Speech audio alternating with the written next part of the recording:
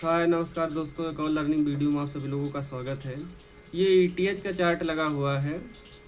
तो ईटीएच के चार्ट में अगर ये ईटीएच का है, ईटीएच यूएसडीटी, तो यूएस की मार्केट का ये इथीरियम है।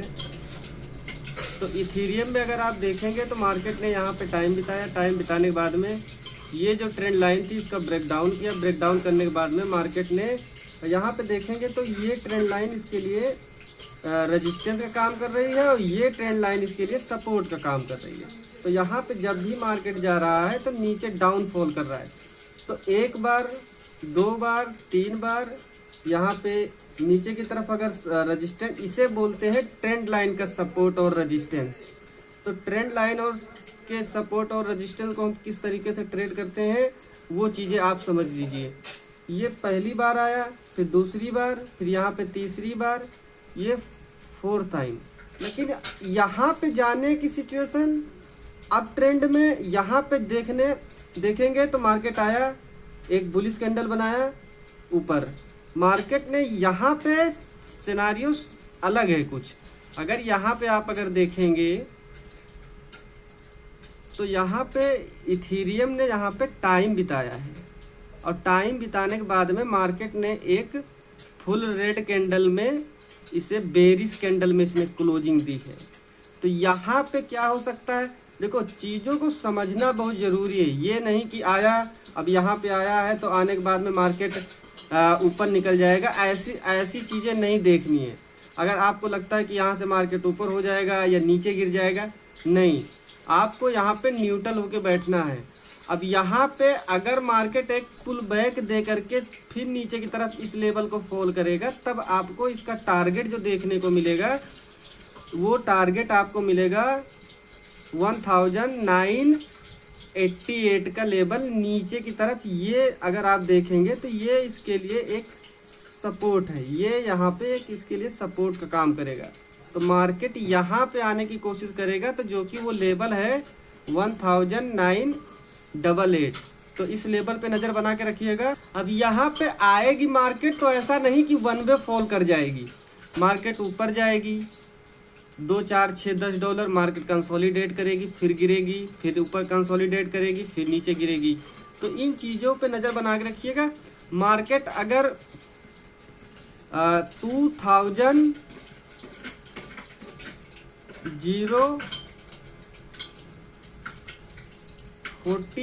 के लेवल को अगर नीचे की तरफ ब्रेक करेगा तो ये लेवल आपको देखने को मिलेगा।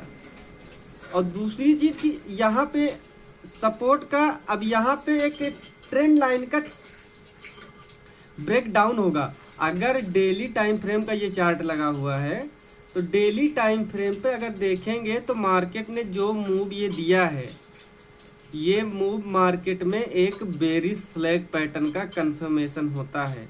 तो लेकिन अब कंफर्मेशन होता है तो इसका मतलब ये नहीं कि यहाँ पे अगर देखेंगे तो मार्केट ने यहाँ से फॉल किया, फॉल करने के बाद मार्केट ऊपर गया, नीचे आया, ऊपर गया, नीचे आया, फिर नीचे आया। तो ये फ्लैग पैटर्न होता है। अब फ्लैग पैटर्न का ब्रेक डाउन तभी माना जाता है जब मार्केट यहाँ आए। अब जैसे मान लो मैंने जो लेवल दिया 1988 का, और 88 से मार्केट फिर ऊपर की तरफ घूम के जाएगा, वो कहाँ तक जा सकता है, 2055। अब यहाँ पे इसके बीच में जब मार्केट जाएगा फिर इस लेवल को अगर नीचे की तरफ ब्रेक करेगा तो ये बहुत बड़ी कैंडल में, रेड कैंडल में आपको क्लोजिंग डेली बेसिस पे देखने को मिलेगा। क्यों मिलेगा? क्योंकि मार्केट में सभी लोगों को चार्ट सब लोग देखते हैं। तो जब कोई व्यक्ति चार्ट को देखता रहता है तो उसको ये पता चल जाता है कि मार्केट ने इस ट्रेंड लाइन का ब्रेक डाउन कर दिया है। तो मार्केट में बहुत बड़ी बड़ी कैंडल्स देखने को मिलती हैं। अब उसका मान लो कि 1988 के लेवल को अगर नीचे की तरफ वहाँ टाइम बिताने के बाद में अगर वो ब्रेक करता है तो उसका नेक्स्ट लेवल होगा 1900। तो इस लेवल तक मार्केट आने की कोशिश करेगा। अगर मार्केट इस ट्रेंड लाइन के पास में ऊपर जाने के बाद यहाँ पे टाइम बिताता है और टाइम बिताने के बाद में फिर इसका नेक्स्ट टारगेट जो होगा डाउन साइड में, वो नेक्स्ट टारगेट होगा इसके लिए 1088 का, क्योंकि 88 का एक स्ट्रॉन्ग सपोर्ट है। तो स्ट्रॉन्ग सपोर्ट के पास में मार्केट कैसे रिएक्ट करती है, किस तरीके से वहाँ पे अगर छोटी रेंज बना करके टाइम बिताती है, और टाइम बिताने के बाद में अगर 1877 के लेवल को नीचे की तरफ ब्रेक करेगा तो एक अच्छा मोमेंटम देखने को मिलेगा। अब हम बात कर लेते हैं ऊपर क्या मोमेंटम हो सकती है, मार्केट किस लेवल को निकालेगा तो एक अच्छा खासा मोमेंटम देखने को मिल सकता है। ऊपर के बारे में तो तभी आप सोचिएगा जब तक मार्केट आपको, जैसे ये रेड कैंडल देख रहे हो, ग्रीन में रेड में क्लोज हुई है। अब जैसे मान लो कि ये कैंडल जो रनिंग कैंडल है आज की डेट की, अगर ये कैंडल फुल बॉडी में बुलिश कैंडल क्लोज होगी तो इस कैंडल में आप बाइंग नहीं भी करेंगे तो कोई दिक्कत नहीं है कि नहीं हमको बाइंग करना है मार्केट में। अगर मान लो ये नेक्स्ट डे आपको ऐसी कैंडल ऊपर की तरफ देखने को मिल गया तो ऐसा नहीं कि आपका ट्रेड छूट गया, क्योंकि मार्केट में कोई बाइंग के बारे में तो बहुत कम ही सोचेगा। क्यों? क्योंकि मार्केट ने एक ट्रेंड लाइन के पास में ब्रेक डाउन भी किया है, तो मार्केट यहाँ पे कंसोलिडेट करेगी तो नीचे की तरफ ब्रेक करेगी। ब्रेक करने का देखो, जिस तरफ चांसेस ज़्यादा होते हैं हम लोग पोजीशन उस तरफ बनाने की ज़्यादा कोशिश करते हैं।